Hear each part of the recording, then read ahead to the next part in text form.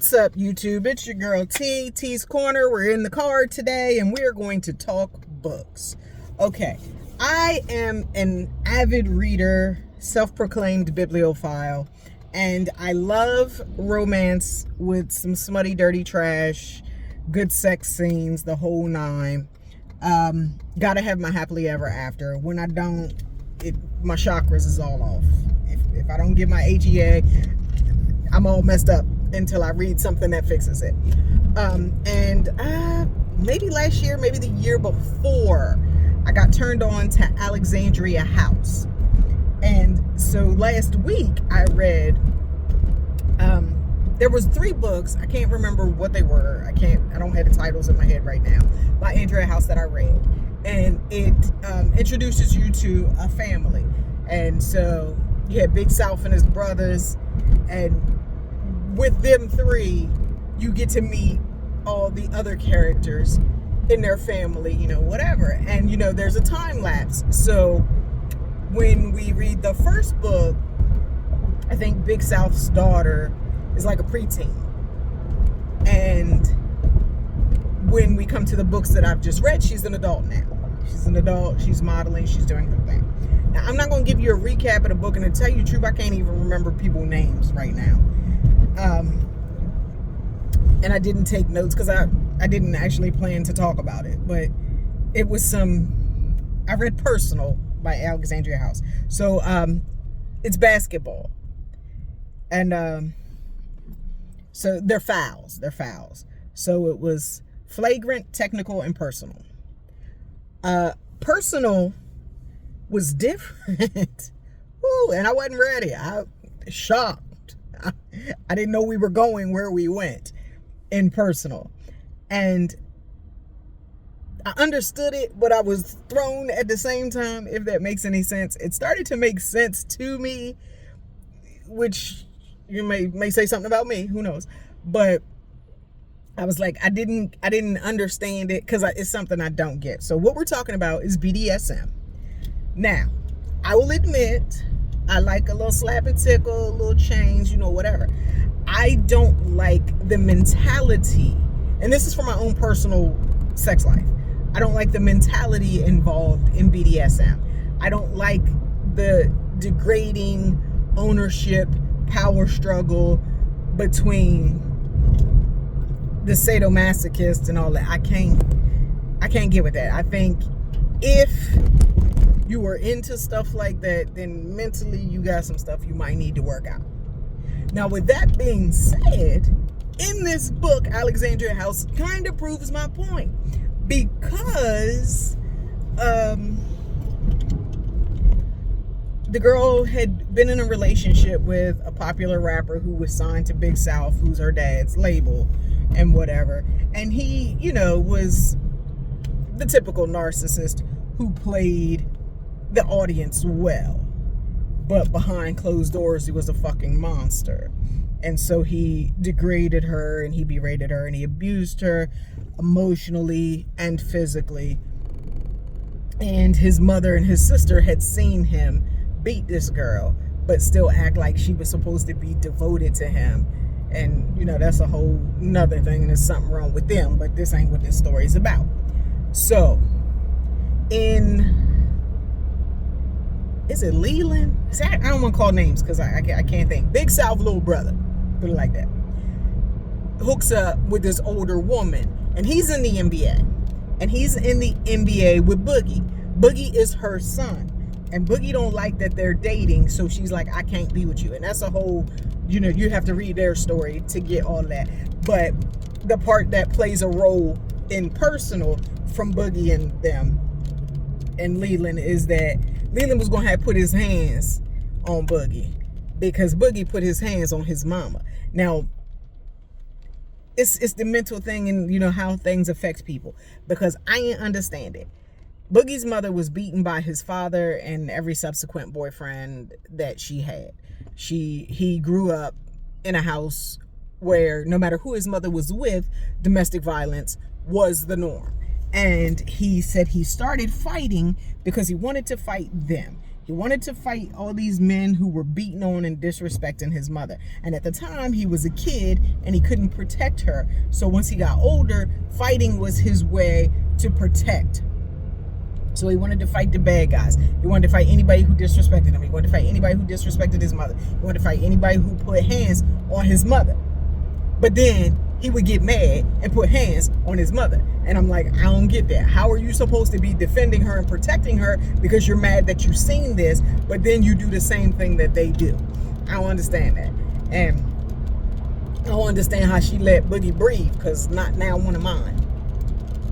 That's all I'm gonna say. I brought you in, I take you out. But, and my child towers over top of my head, and yes, I will put his big ass down. But so Boogie has this anger issues and attitude problems, and he fights all over the place. So he done been traded all over the NBA because he's a great player, but his attitude nasty, and people are just like, I'm not dealing with that shit. He fighting his teammates, he fighting the opposing team, he fighting the refs, he fighting niggas in the street. This dude just fighting and angry and mad at everybody. So long story short, Boogie and Big South's daughter hook up, and you know, they go at it. They done kissed a couple times, they done made out a little bit, but it hasn't gone very far. And then she decides she wants to go all the way with him, and so she tells him to come to see her. So he thinking he finna go hit. Well, when he gets there, she tells him, she said, if we sleep together, you know, it has to be on my terms. And he like, all right, whatever. I'm just trying to get the pussy. Let's go. So,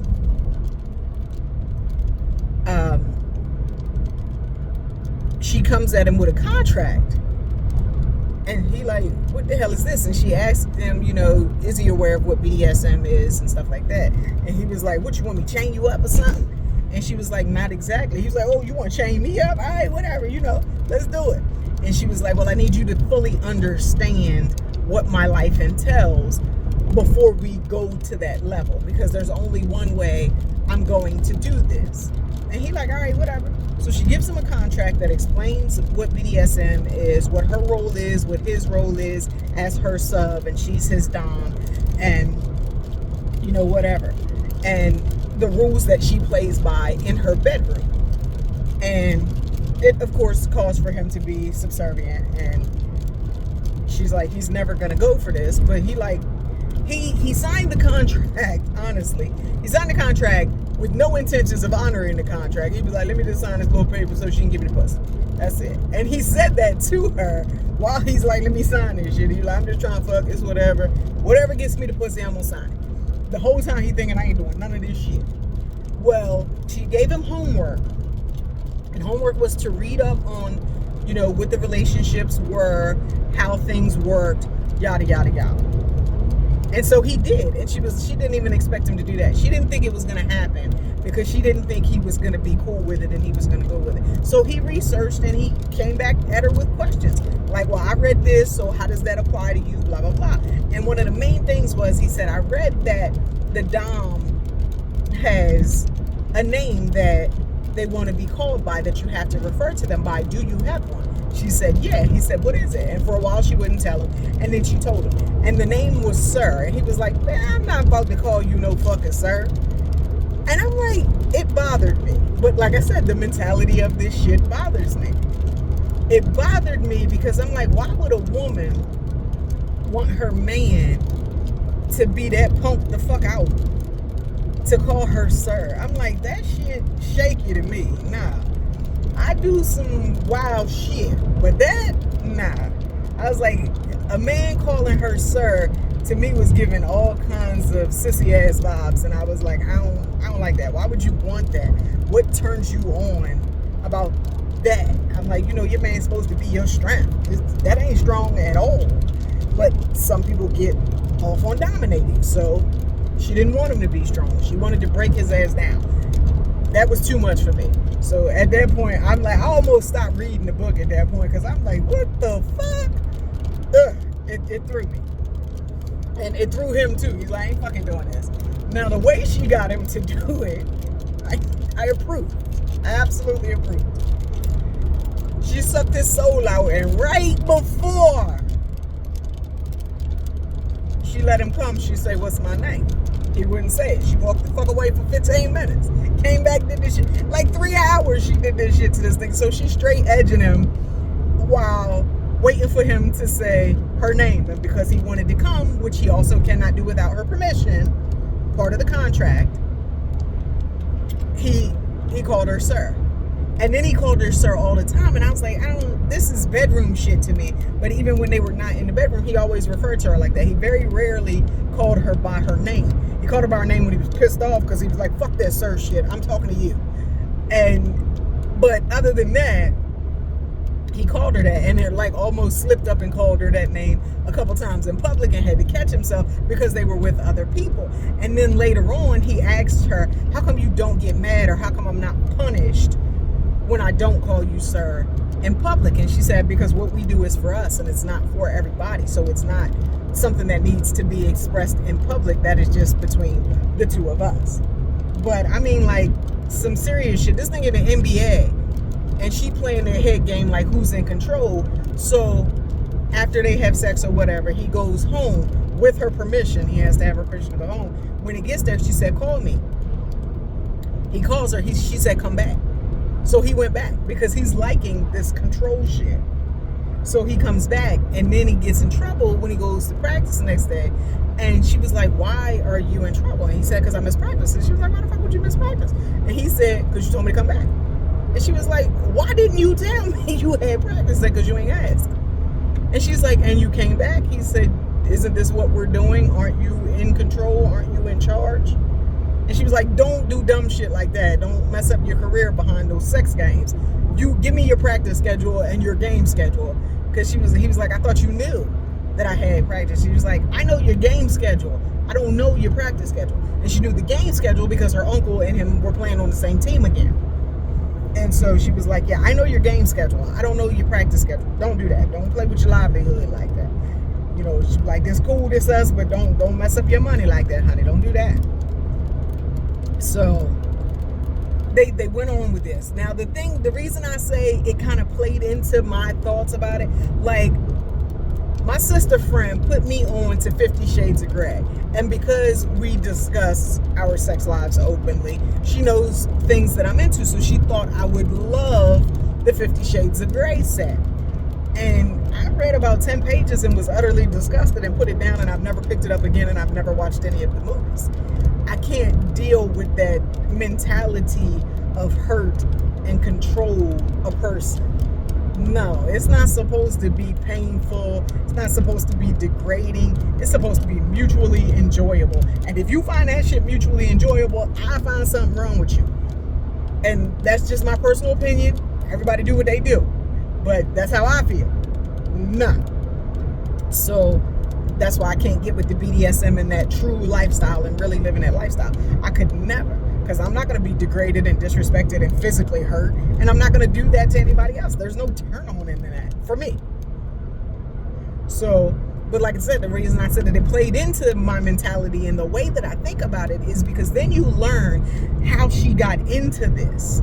And it becomes therapy for both of them. Which means, fucking head game. Shit ain't right. Something wrong with you. If you know, whatever's wrong with you that bring you to that, there's something wrong with you. So what was wrong with her was after being in a relationship, her rapper boyfriend committed suicide. And this is the rapper boyfriend who was physically, mentally, emotionally abusive to her. And then he killed himself. And, you know, he had killed himself 2 years ago. And she went through, and then she felt guilty because she felt like he killed himself because of her. She didn't do enough to save him, you know, blah, blah, blah. And everybody is thinking they had this wonderful love story, not knowing the torment and terror that this fucking man took her through. And she never told her dad. And people was like, you know, and I never understand this. You got dad and uncles that whip ass on sight. And you don't tell your daddy that this man disrespecting you, that he putting his hands on you. I don't understand that. And nobody else understood it either. It's like, your daddy Big South. He would have beat the brakes off that bitch, no questions asked. Probably would have came up missing. You have to read the books to understand that. But he would have came up missing. And she never told anybody, but his mother and his sister had witnessed him abusing her. And then they the main ones, like, oh, he loved you, da da da da. And they had a memorial service for him 2 years. It was the 2-year anniversary of his suicide. And they had a memorial service for him, and she didn't go. And she got dragged. She got dragged on Twitter. The fans were fucking doxing her and all kinds of stuff. That plays into the story a lot. But I ain't talking about that. I'm just talking about the BDSM angle. But it was just a whole bunch. And she got strung out on drugs. So he was on drugs bad. And he intentionally killed himself. But he did it with pills. And he had pills stashed all around the house. And for a long time, she couldn't bring herself to move out of the house. And so she found all these pills he had stashed everywhere. Then she had a damn drug problem. So she did call her dad for that. She called her dad and said, Daddy, I'm out there. I need some help. And he got her into rehab. Now, the same rehab that her uncle had gone to. Like I said, you gotta go back. You gotta read the books. But Alexandria House, look her up, read her catalog. But in therapy, BDSM was introduced to her in therapy as a way to take back the power that she lost at the hands of this man. So like I said, something wrong. Whatever it is, something wrong. That get you into this shit. And that was her something. For Boogie, it was his anger. And it was like, he just needed to be controlled and calmed down. And then he needed to reap the benefits of law and order, of following directions, of not always being in control and being a hothead and having someone else be in control of him, aka his dom. They fall in love, they get married, they have a kid. And the cutest, funniest, weird thing at the end of the book is that after they have a baby and they're married and they have a kid, they're still into the Sir Dom masochist thing. Sir dominant, subordinate, whatever. And so they trying to get it in while the baby sleep. And he gets off sometimes on her punishing him. So he keeps disobeying so that she'll punish him. And she stops in the middle and was like, look, if you want to get a nut for your daughter wake up, you better quit playing. I thought that was funny and hilarious. But, cute shit that married couples go through. But the whole BDSM, like I said, it threw me because I didn't see that coming. It out of left field. And Alexandria House, she did it in a way that I feel like I don't know much about that culture, but I feel like she did it in a way that was true to that culture. It wasn't like no disrespectful type of stuff, and it wasn't like beat me till I'm bloody, lock me in a cage for days, I can't pee, I can't talk, because some of it goes that far. It wasn't that type of thing. But I felt like she respected that culture and what those people choose to do while making it relatable to people who, like myself, are not into that at all. So while I like my dirty, sexy, smutty sex scenes, and these were not nothing that was going to make me be like, I should try this at home. But it was a good book. So I was just wondering, what do y'all think about BDSM? What are your takes on it? Do you agree with it? Do you practice it? Is this something that is a part of your life, or is this something that's not? And why or why not? Either way, So, but either way, if you want a good book, check it out. Personal, Alexandria House. You have to read them in order though. So it's I'm not sure if it's flagrant technical or technical flagrant, but then I know personal is last. But the facts. So check that out.